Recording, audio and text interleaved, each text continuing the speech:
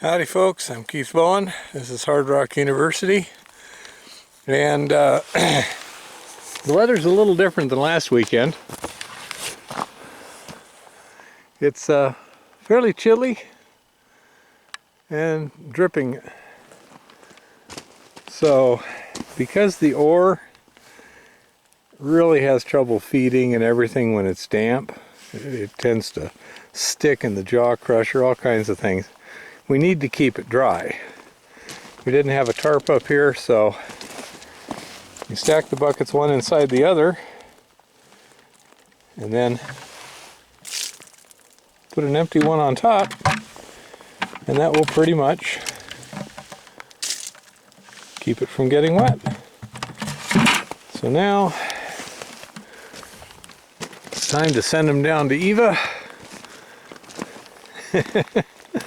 And we'll go from there.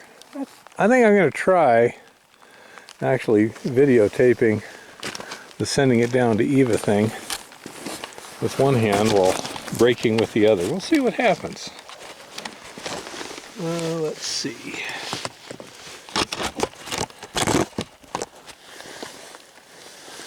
Well, the first thing I got to do is get my gloves on.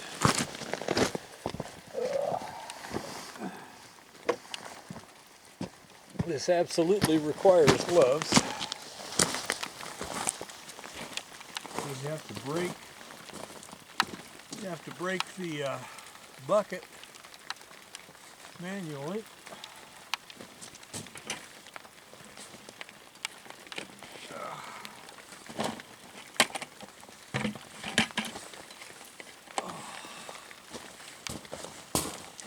So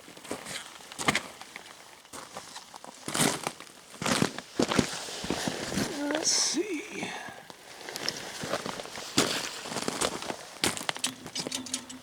First thing I got to do is bring up the pulley.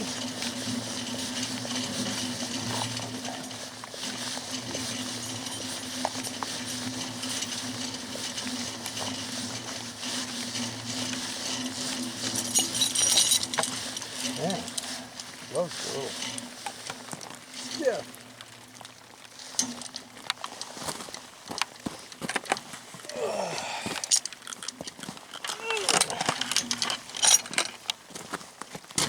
See if it even sees it on.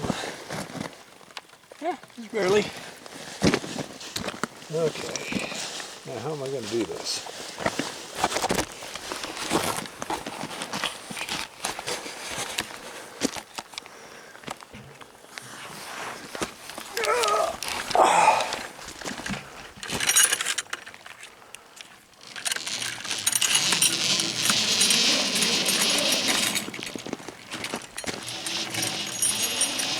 Helps if you don't stand on the rope.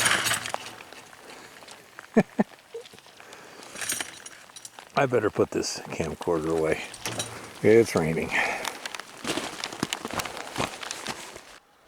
Okay, now that I've had a chance to dry out a little bit, let's see if we can make this thing work one-handed. There's my beautiful wife, and there it goes.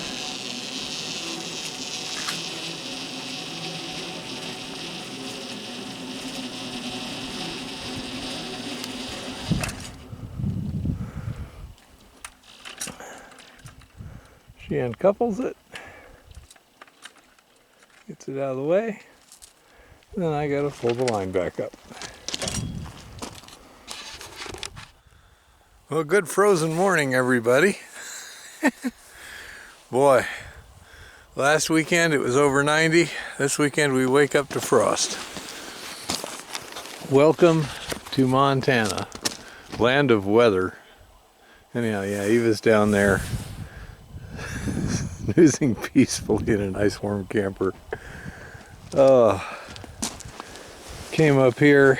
Apparently it's a little warmer up here on the hillside, because everything was covered with frost down there, but not up here.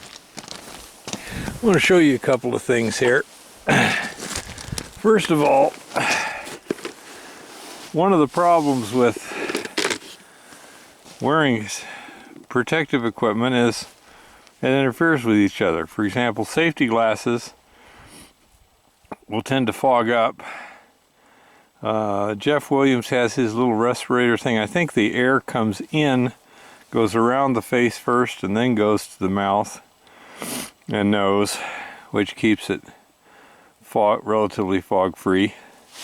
What I did was I bought this, it's called a forestry helmet or something like that. Put my light on it. It's got the earmuffs, so I've always got my ear protection with me. I can take it off when I don't want it. And then this visor here also allows me to put on safety glasses when I want it and take it right off real quick. And that's important because visibility is also critical. So everything's a bunch of trade-offs. And this visor used to come down to about here. And I just took a grinder and cut it off because, quite frankly, it was sticking out here, it was bumping into all kinds of crap. And all I need is that. I call this the Judge Dredd helmet.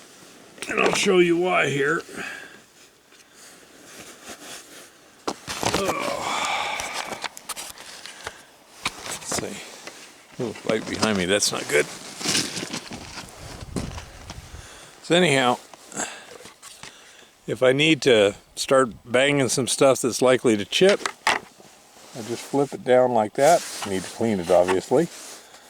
But it gives me protection, but it isn't anything more than I need. And then when I don't need it, I can flip it out of the way and it's not too much trouble. But that full face shield was just too much.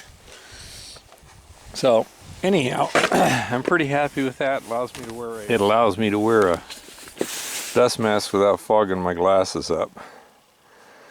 And then let me take you downstairs and show you a little bit of what I've done down there. Anyhow, here we are at the 22-foot level. I haven't got the generator running right now. I started it for about a minute, shut it off, let the temperatures equalize, because you can't just low idle a generator. Anyhow, right here we have a large slab of material. It does not look like ore, looks like wall rock. And they went and took out from underneath it. So this is not well supported. Now the ideal situation for something like this would be to use rock bolts and mesh. I don't have what it takes to put in rock bolts and mesh. Therefore I gotta go old school, and I put these two stills in here, and the purpose is to press that up against the other side so that it doesn't try and slip. It also tends to reduce the chances of it even fracturing. By maintaining the compression, it doesn't want to pop loose nearly as much. So I got that supported kind of as best as I can. There will be another catch deck right about here, right about the level of all these other temporary supports in here. I also found out when I take the Hilti upstairs to keep it safe from pack rats, just bring the case downstairs and put it on the shelf above me when not in use. Saves me a lot of uppy downy, especially when Eva's not here to run the hoist. And we're continuing on down. Yeah, we've made about a foot of progress here since last weekend so far. We've only been here one day. And you can see there they put in actual stoles. Those weren't just temporaries. You know, they weren't something just to hang something on like that one there is just to hang something on. That's no strength at all. Those have some strength. So, say they're They're wanting to hold things solidly there, and I will reciprocate as I go down, putting in more stills across there for safety. And we shall see. It looks like this vein may be opening up to full width. That's that quartz. Starting to get somewhat mineralized over there. Once I fire up this morning, I'm going to dig all this out and get rid of the pack rat midden and have a better view of what's going on. That's just dirt on top of debris on top of pack rat midden right there. And, here's the vein here, almost full width. And over here, it's only from about here to there. This is all this black stuff. And I have no idea what it is. So for now, I'm stockpiling it on surface so that if it turns out it's good, I can do something with it. Wow. It looks to me like maybe the lens is fogging up. Let me look.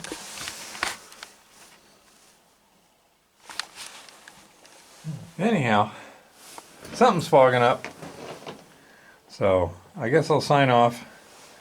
For this week at Montana Bee, happy prospecting and keep it safe out there.